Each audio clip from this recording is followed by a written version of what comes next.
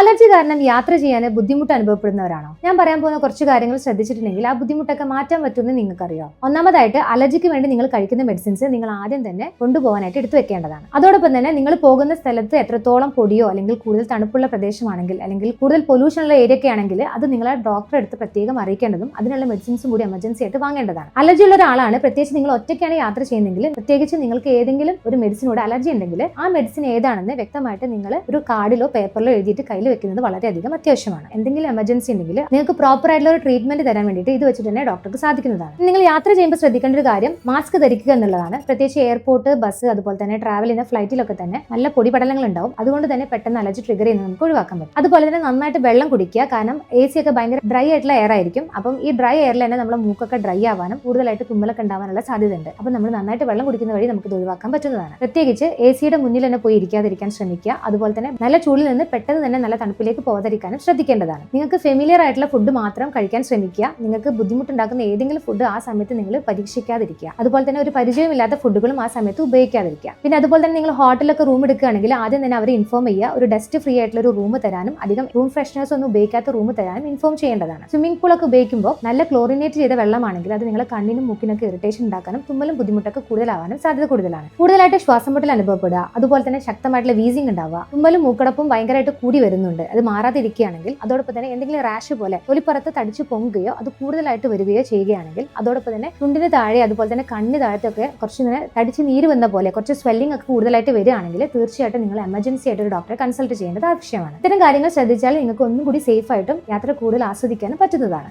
ഈ വിവരം നിങ്ങൾ മാക്സിമം നിങ്ങളുടെ ഫ്രണ്ട്സിനും റിലേറ്റീവ്സിനും ഷെയർ ചെയ്യും.